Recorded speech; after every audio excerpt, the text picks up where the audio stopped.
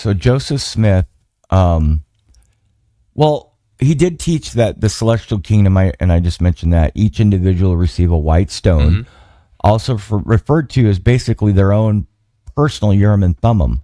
And I think that cell phones are preparing us for that. I do. Especially the saints. She's like, oh no, he works Sundays, and if he takes Sundays off, then he'll go to church. And I was like, oh, okay, well, he didn't respond. Just tell him I was thinking of him, and that, if he'd like to come play on Sunday with me sometime, that would be awesome. And just trying to, be fellowshipping and whatever. And she said, no, we keep the Sabbath day holy. And I just thought, oh. As opposed to Terry not keeping the Sabbath day I was like, holy. well, good for you. After death experiences or whatever, near death experiences, they say there's colors that you've never seen before, and I'm just like, what color, like what other color is possible than what we've seen? Like I can't even. And so I'll tell you, what's that? Something called Averellio translucent bluish pink. It's the inspiration for your your colors there. Okay, I get it. Well, our white stone will be like the apple, and all the other kingdoms will be the android. Well, the celestial kingdom, they'll get the android stone, terrestrial, sorry, and telestial will get the government phone, the Obama stone. The Obama stone. It's going to come with all sorts of problems. Yeah. Oh my gosh. Can your white stone get virus? No, on the.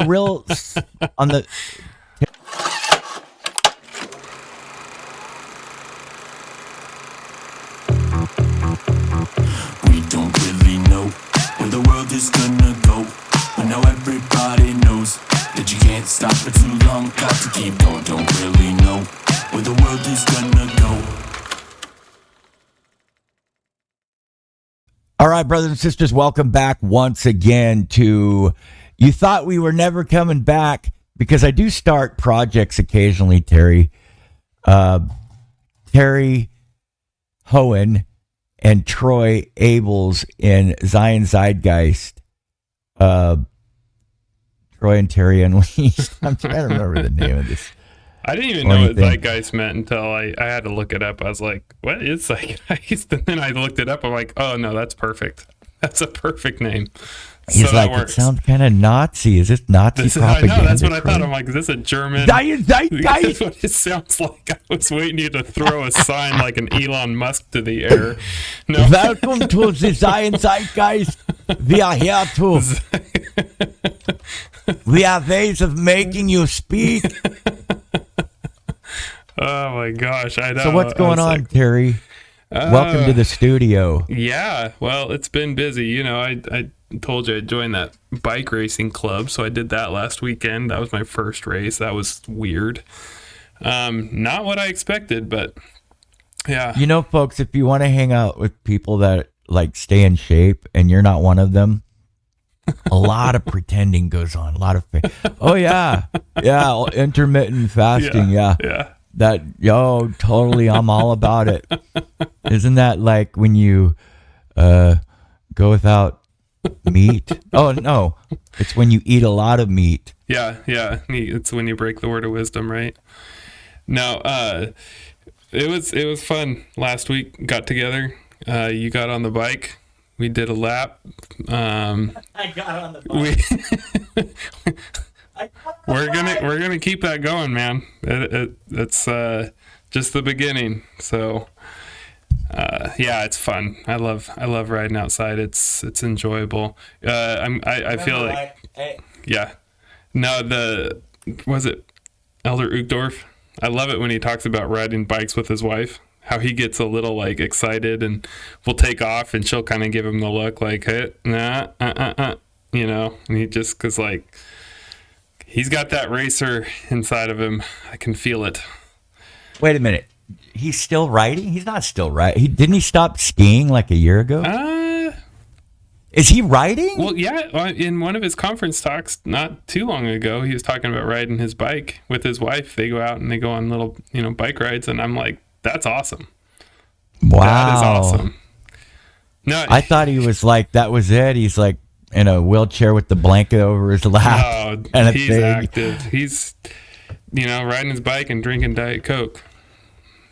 Does he drink Diet Coke? Yeah, he talked about. Isn't that why BYU started? It helps me get personal revelation. It stimulates the revelators. He didn't say it was Diet Coke, but I'm pretty sure that's what he was referring to in one of his talks. He was, a lightly caffeinated diet beverage. And I'm just nah. But then didn't Thomas S. Monson as well? Yeah. Well, and that was my whole thing. Like, I didn't understand why they didn't have caffeinated soda at BYU when I went as a kid for, the week, how they'll put on like a week. That was a terrible trip for you, wasn't it? Oh, God. No caffeine. I just thought, well. Mom, I want to come home. No. Well, it was just weird. I mean, when we grew up, we didn't drink caffeinated drinks. Like, Diet Pepsi was like, whoa, hold on. Right. But then not right. I don't know. After my parents weren't active. Wait. We come from such different backgrounds, Troy. Like, it's funny. Diet Coke, Coca-Cola was like, if we were just if there was just Coca-Cola in our fridge, I mean, that was a righteous home.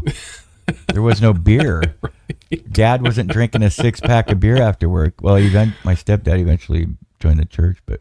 Yeah, no, that was a thing, like no caffeine.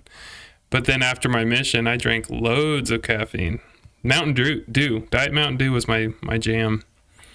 Drank liters and liters and liters of it. I worked in St. George, Utah for a while doing landscaping. So I lived on Diet Mountain Dew. It was so hot down there. That's funny because I went to on my mission to Salt Lake, and the zone leaders they built this shrine, this pyramid of Mountain Dew cans, and they took a picture in front of it. But folks, this is the early 90s where that was okay. Missionaries did things like that. Now it would be like taboo if they did something like that. It's so different nowadays. You brought up something, Terry. Terry and I were talking about how different we were because he thinks I'm paranoid, but he's got every right to believe that because I am paranoid. But I told him why, and he's like, no, it's not just Tim Ballard, dude. You're freaking touched. You are. And I'm like, what, are you going to not be friends with me anymore because I'm a little touched? Well, but we did grow up in different, didn't we? Yeah, we did. And it's different. It's one thing to be paranoid, but you're not paranoid if it's true, right? I mean, then you just really have people after you. It's just, and that's one thing my mission president actually touched on. He said, it's one thing to be paranoid if you're really being followed and people are after you, then you're not paranoid. You're just, you're being chased after or whatever. You're being hounded.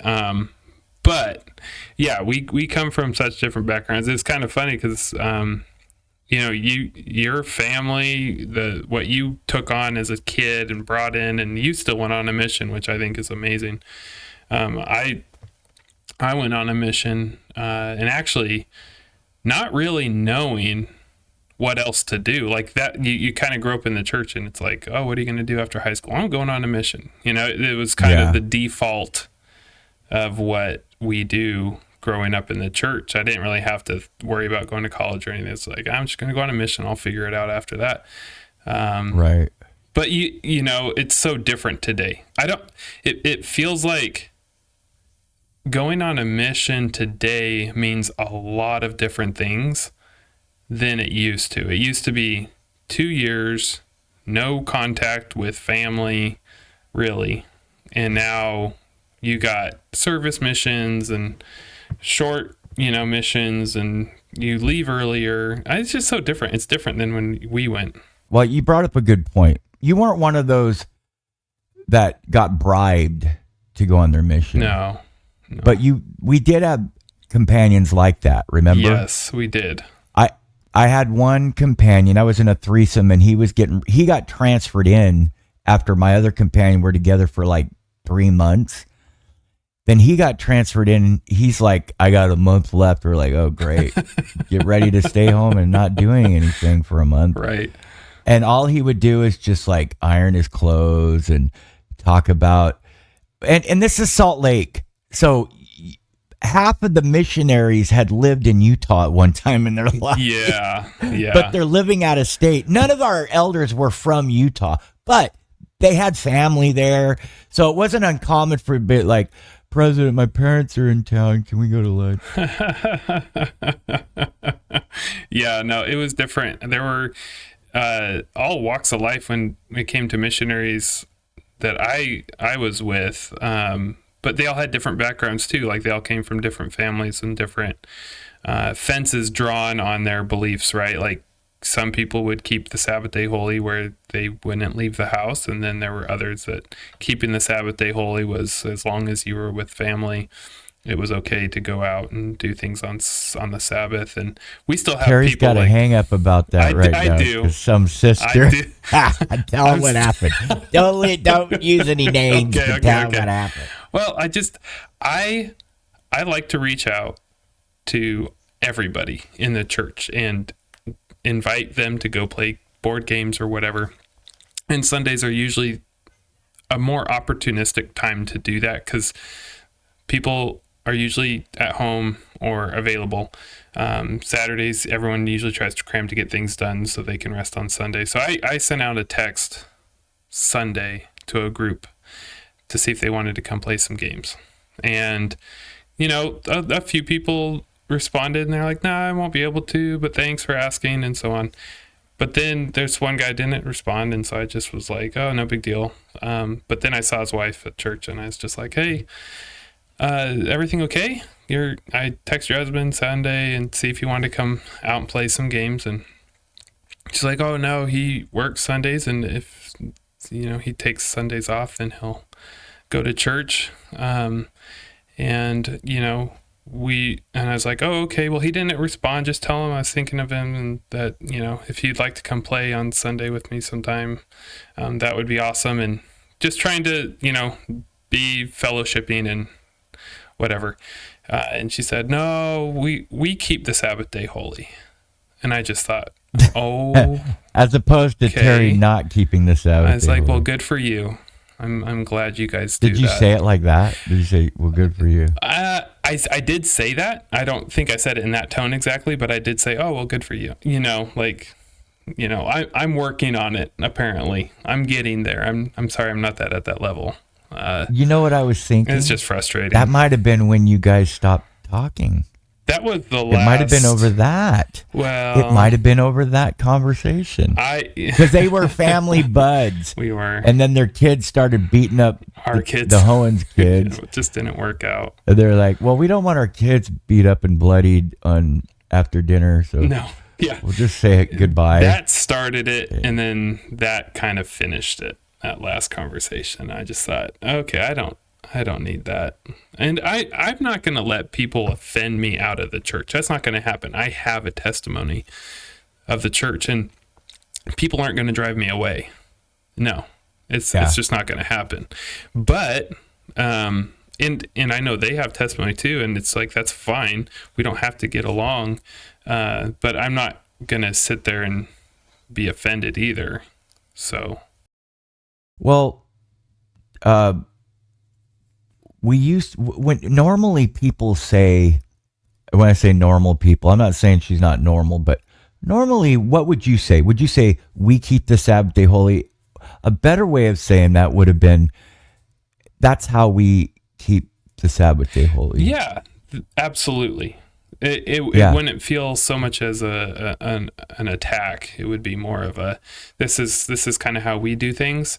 But but following up with, well, I appreciate you thinking of us or something like that. It wasn't really given that way. So I just was like, yeah. Maybe we offended them because of something we had done, which I'm not ruling out, and that's fine. And so maybe that was more of a defensive attack against me, but by the way she said that, and that's okay. I just I'm just not ready to, like you said, like try to salvage that relationship by opening up the door to really figuring out what's going on. I have a lot of other things I'm good, like I've told, we've talked about, we're busy. And if it was that important to me, then maybe I'd go down that road, but at the moment it's not. No. And that makes sense. I mean, and that kind of opens up another, what we were talking about one day, like for instance, keeping the Sabbath day holy, but also, do you pay a fast offering? Oh, occasionally. Do you fast? Interesting. I think it should. I think, if you could, do you fast if you're able to? Yeah. And all the temple questions are basically for you to vet yourself anyway. Yeah. It's not like if you're going to lie about, well, I can't fast. Well, that's between you and the Lord. Yeah. But should it be? Should that be a temple recommend question, Yeah. Something to think about, folks. It is. I wonder if I think you strike a lot of points when you talk. There's a lot of things I have when it comes to the temple recommend questions that I feel like need to be changed. And so when you say that, it makes me think like, yeah, there's probably a lot of other things that should probably be changed in those questions as well. But, right. Like the word of wisdom, that is so personal. You got people that just they're carnivore diets, which is totally opposite of what the word of wisdom teaches. But you have people that are you you might as well look at me and go, Troy, I keep the word of wisdom. You hypocrite, Terry. We just got talked about a lady telling you to keep the Sabbath day. Now you're telling, if you eat McDonald's, according to Terry, you are not worthy to go to the celestial room. Sit in the celestial. Yeah. So they ask you the question at the end. I want your laughs on a loop. I want to record like a bunch of laughs and just sticking them in. I'm just going to insert and laugh. Oh my gosh! But some people think that we are in a famine of nutrition. So, meat eating is the way to go. And so it's like, well, everybody has their own belief system on the questions and what's relative and that pertains to them in whatever way. And so at the end they say, well, do you feel, or are you worthy of entering the Lord's house? And it's like, well, we all have worth. We're all worthy. We all have worth. So right. Maybe a better question is, are you prepared to enter the Lord's house? And so, I think there's just a lot of different things that should probably be adjusted on those questions, because totally. So what's going on with the Pope, dude? He's gained 60 pounds, it looks like, and he has pneumonia. Really? I haven't heard about that. What's going on bad. There? Well, would you like to hear about it? Yeah, no, tell me. I'm going to plug in my thing real quick. El Popo, the Papa's not feeling good. The Popo, El Popo is no good he's got the cough. Is this at the Vatican? He's a flammy. He's a little flammy. That place is so corrupt. Golly. Well, there's probably a lot of wine bibbing going on there. Wine bibbing. Such a weird word. Bibbing. Are you a wine bibber? Do you bib of the wine? Do you bib? I do a little bit. I casually bib. You're an occasional bibber? I'm a bibber, a dabble bibber. I bibble in the dabble. I dabble in the Bible. No, not the Bible, the bibber. No, I bib while I Bible. Oh my gosh. Let me see. Hold on, let me look up here. Vatican authorities say, this is AP Network News. Vatican authorities say the Pope now has pneumonia in both lungs. Oh, that's not good. It's not good. Let me read this. Vatican officials have said Pope Francis has developed pneumonia in both lungs, further complicating his recovery. The 88-year-old pontiff was hospitalized Friday after a week-long bout of bronchitis, and it worsened. Doctors said he had developed a mix of infections in his respiratory tract. Oh my gosh. On Wednesday, the Vatican Pope Francis had a tranquil night, woke up and had breakfast saying, "I'm in the good spirits today." Here's what a pneumonia diagnosis can mean and what doctors will be looking for. Okay. Yeah, let's see what Francis was admitted to Rome's Gemelli Hospital in fair condition. Okay, I don't know. That was today. Wow. That came out today, early this morning. Wow. He's 88 years old. Yeah, and he's looking very he's retaining, I don't know, water, big timer. Oh. He's what's the word I'm looking for?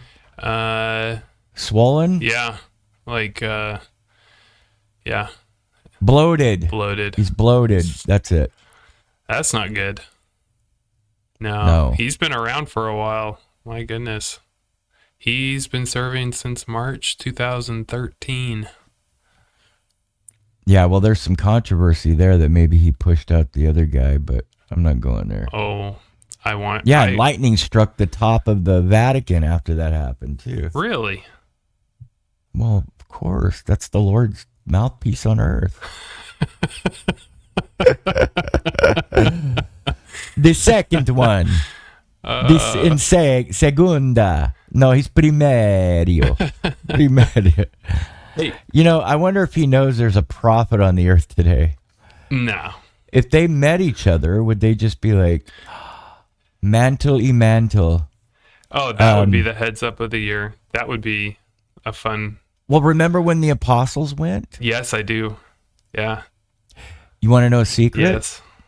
The guy that set that meeting up might possibly be coming on my program, but I'm not for sure on that. Oh, that's cool. I don't know. Somebody that my producer, Jay Johnson, he calls himself, he is kind of he's a part-time producer. He's trying to set that up. Oh, nice. Okay. Yeah. Huh. That would be really cool. Hey, I would actually been wanting to talk to you about this whole AI thing. Let's do it. Okay. What I love about this whole AI stuff, you did a video that talked about AI, and I'd made a comment that it's our white stone, right? Yes. Now, what do you think of that? Do you think that maybe AI is kind of training us to use this white stone, right? Like, oh yeah. That's kind of how I'm like, ooh, I can use this to see into the future. Or, well, okay, maybe not see into the future, but it does give me a lot of knowledge that I just don't have instantly. And could you imagine having that in your fingertips all the time? I mean, I guess we do kind of with the phone, but it's not that accurate. I know you think Perplexity's awesome, but I don't know. Well, here's my answer. I think that even all the kingdoms might get some kind of stone. We just get the white one, which is like the iPhone 54. You know what I mean? Actually, we're going to have the iPhone 10. Where are they at now?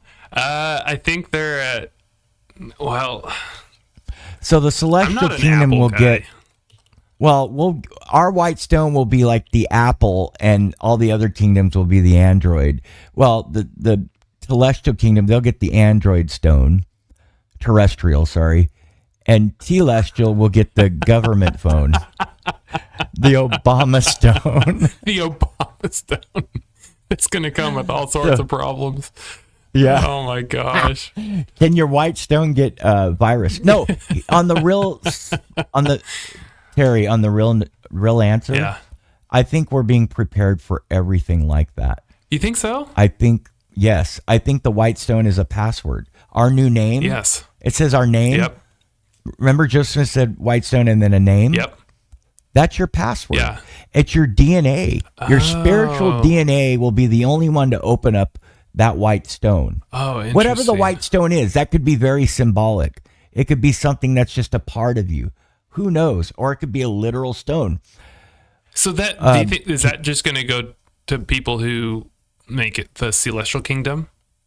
My point is that I think that there will be abilities that other kingdoms have that they don't have now in mortality. Huh. I think there will be somewhat revelation and well, look, further light and knowledge will be with the other kingdoms just at certain extents. Yeah. They will still be allowed to learn things and grow.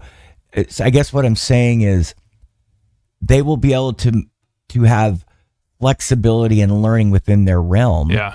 So I think in a sense they will get some sort of mechanisms and utilities to help them through their progression in that kingdom. Right. But as far as a white stone, I think that symbolizes something like the knowledge of all knowledge, and we will have the answers to all things at our fingertips. No, I don't think anyone else will get that. It'll just be for celestial kingdom. Now, we learned that there are different degrees in the celestial kingdom itself. Remember? Yeah. There are 3 degrees of glory. Yep. Now, will each of those degrees of glory get the same ability to look into Joe Smith said you'll be able to look into the sea of glass Kolob, or the celestial kingdom. It's not Kolob, but it'll be like unto Kolob.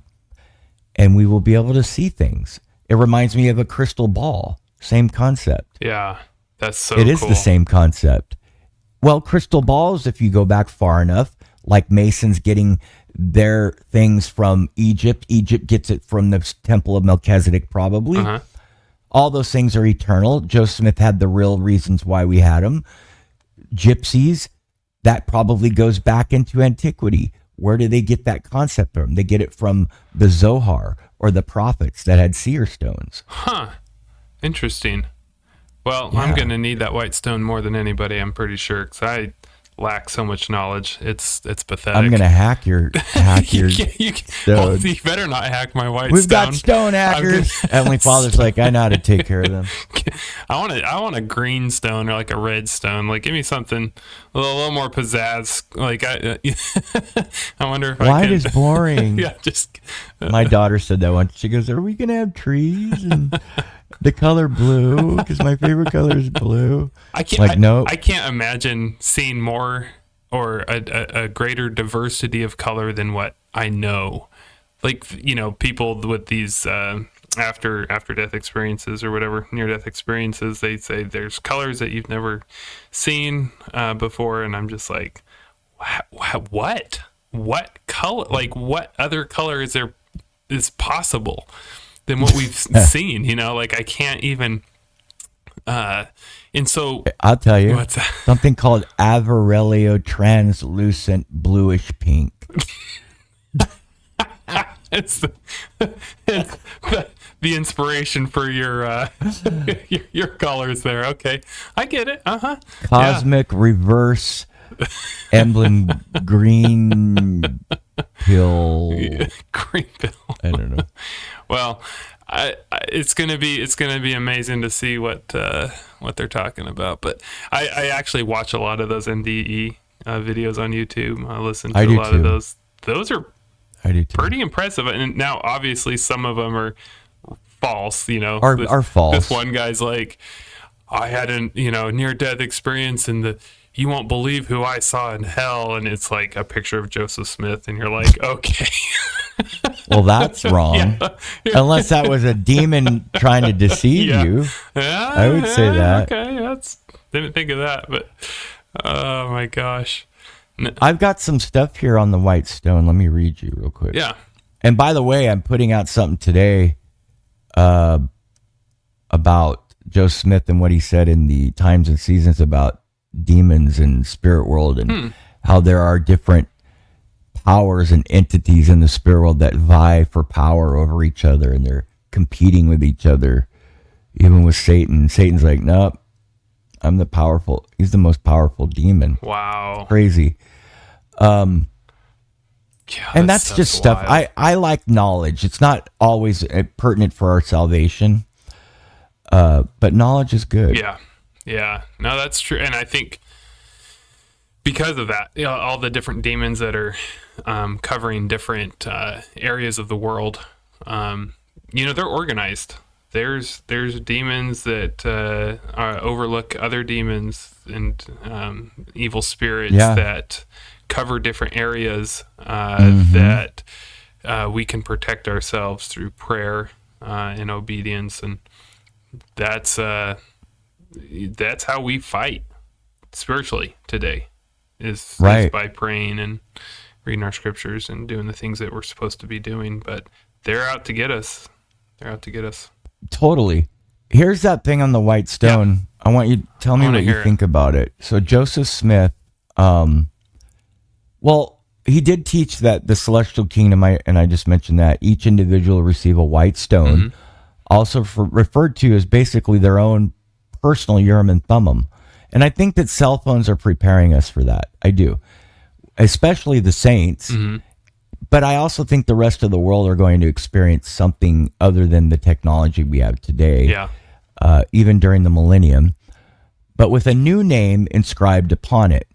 Now, the new name is known only to the recipient and serves as a key word. That's found in Doctrine and Covenants 130, verse 11.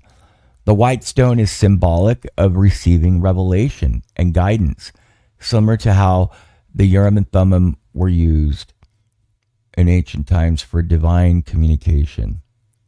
Now, in the context of the celestial kingdom, Joseph Smith emphasized that this kingdom is the highest degree. We know that, where Heavenly Father, Jesus Christ, and the Holy Ghost reside. And then we need ordinances to get there. And I believe the saving ordinances, more than anything, we can't be perfect. We need the atoning blood of Jesus Christ. But if we're constantly, we need to stay repenting and checking in with God. But in essence, that is a neat concept. Yeah. What do you feel that is similar to what we're using today? I mean, this is primitive. Right. Okay, this is definitely primitive, but you know what I'm saying. So I think the white stone is going to be given to those that know how to be obedient, right? Because I'm not going to use the white stone to check someone else's bank account and steal their money, right? I'm not going to use the white stone for I don't think evil, we'll have bank accounts in the celestial kingdom, but I understand what you're saying. But you know what I mean? For evil somebody's purposes. spying on me on how I make my universes. And so we have to be worthy of the white stone. And I think by being obedient, to prove to God that we are obedient, that we are worthy of that, is because you're not given things that you're not ready for. And so, we would have to be ready for that. But when you talk about the Urim and Thummim, I guess the differentiating factor between the white stone and the Urim and Thummim is that the Urim and Thummim were like these tools that were used for things that are more guidance on earthly matters, and then the white stone is going to be more things that are going to relate to our eternal progression. Absolutely. Does that make sense? Oh yeah. So yeah, maybe that's kind of when I think of those two, I'm like, I think they're made for the same purposes, but for different reasons. And so the white stone is going to be, to help us progress to the point where we can learn to know all things. But I don't know how or what the extent of what the white stone is going to be capable of. Yeah, I don't know. I think it's just, if you think of what we have now, imagine all knowledge. People go, well, we've got all knowledge. No, you have what mankind is inputted. Yeah. That Google and AI is all that's doing is mimicking what we have, the data we put into it. Okay? What we will have is different. It'll be pure, unadulterated, true knowledge, undefiled. It'll be without lie. Yeah. It'll be without deception. It'll be real. Yeah. We will know really where dinosaurs came from. We will really know, what happened during the time of Joseph Smith. We will really know everything, all things. Yeah.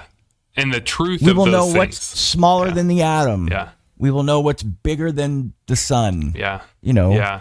Yeah. It'll be real things. And you hit the head on it too with what's the truth, because AI currently just sends out so much information, and you can't believe all of it, unfortunately, because it's just like you said. There's just whatever man has put into it is what you're going to get out of it, and there's so much false information. And Wikipedia, I've seen it pull references from Wikipedia, and I'm like, oh, come on.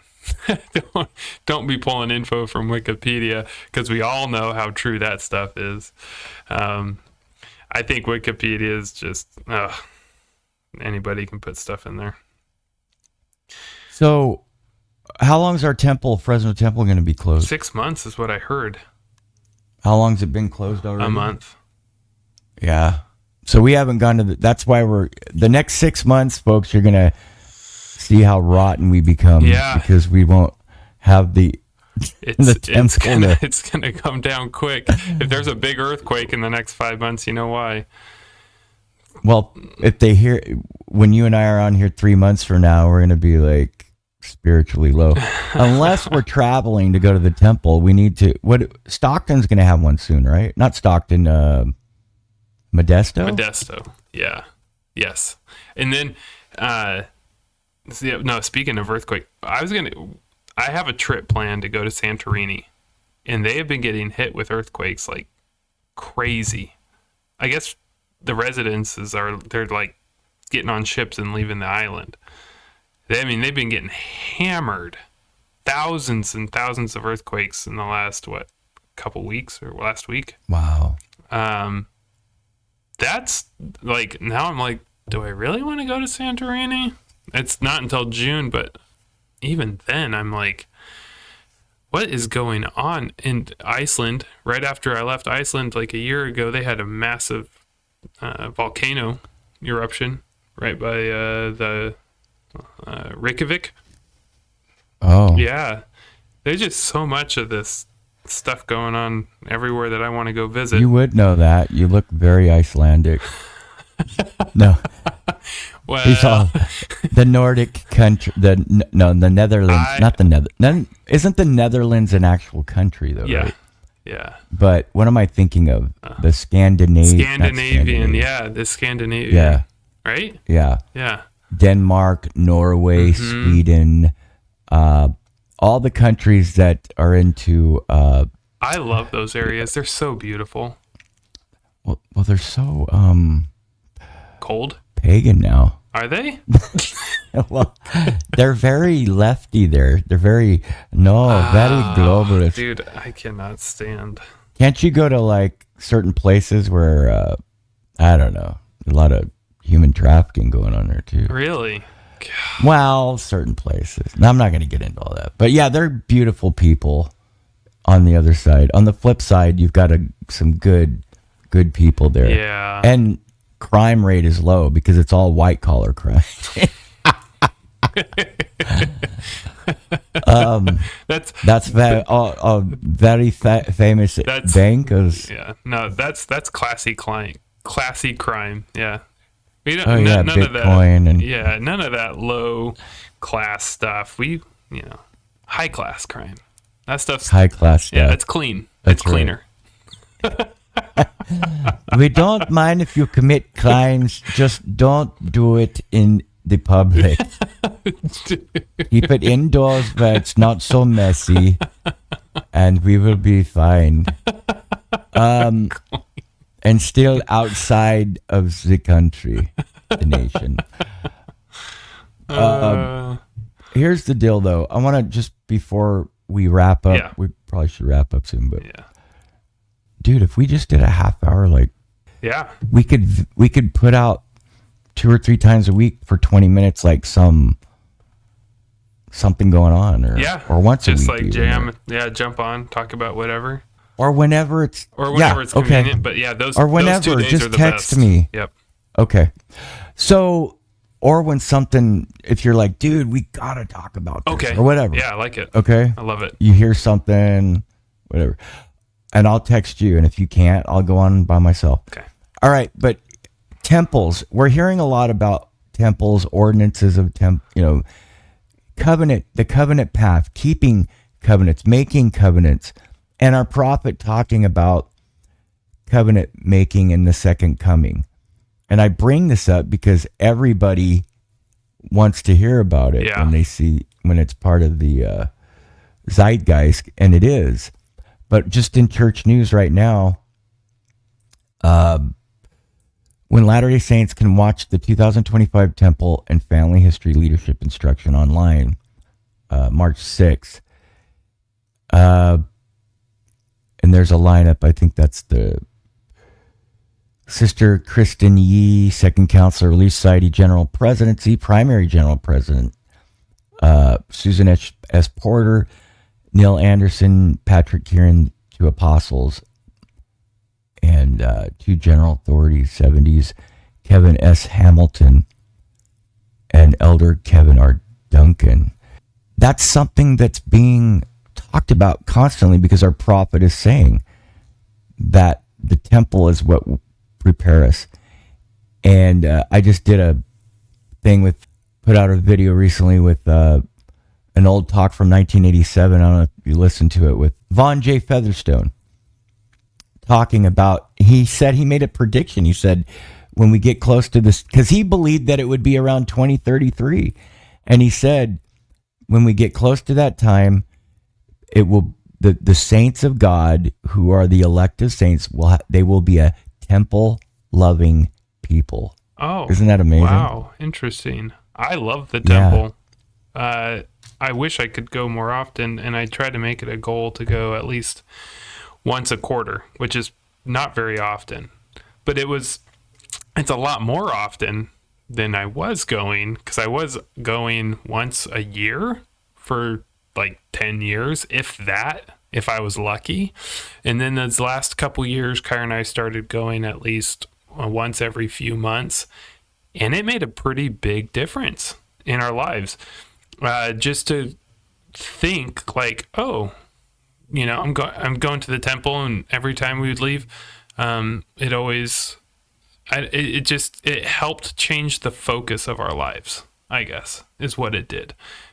And it always brings that sort of peace that you just don't get anywhere else. Right. So I totally agree with that.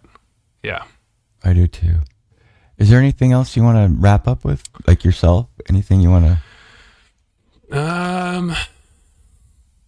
With myself.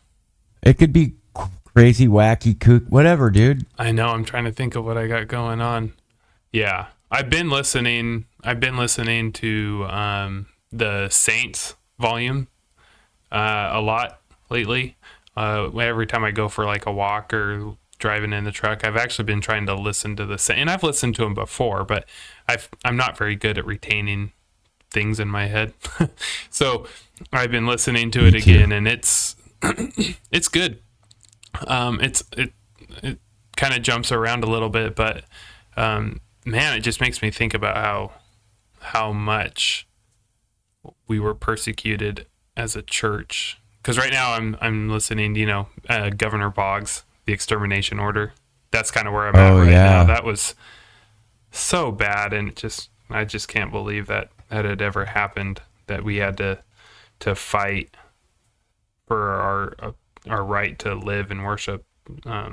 It's funny how people today think that people 100 years or 150 years ago were more free, or that the Constitution was adhered to more than it is today. I think it's actually, we understand it more. Yeah. People didn't have it in their back pockets or on their phones. Right. We have the Constitution everywhere, and people have studied it more. There's more attorneys, more people that understand the Constitution more than they ever have. That doesn't mean that it's not interpreted differently sometimes, and sometimes wrongly, but cops beat the crap and killed people back then. Yeah. And nobody said, well, what did you say? You mouthed off to the cop, Seize my property. Right. Exactly. And you had to know the Constitution or have an attorney that you had to have money Yeah. to get an attorney to fight certain things. Today, cops are wearing cameras. And it's not so much the police as it is that getting us to turn on the police, I believe, is a government tactic for the feds to take over and to be the authority. Yeah.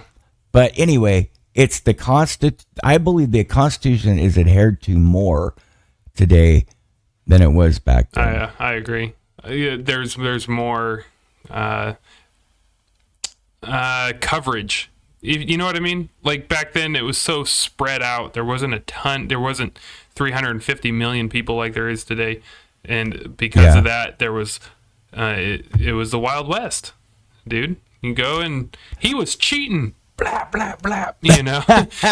Right. And marshals took care of there was a what's it called where mob kind of mob law sometimes. Yeah. Depending where you live. But here's the thing. I will say this so that people aren't yelling at me in the comments section. I better back this up a little bit. I do believe our Constitution's hanging by a thread as far as a bigger entity trying to overthrow it. Oh, the corruption. Yes. But there are more attorneys. There's a lot of litigation going on. You have to have an attorney sometimes helping you fight for those constitutional rights. Yes, I agree. All right, brother. That's fun. God bless. Yeah. We'll talk soon.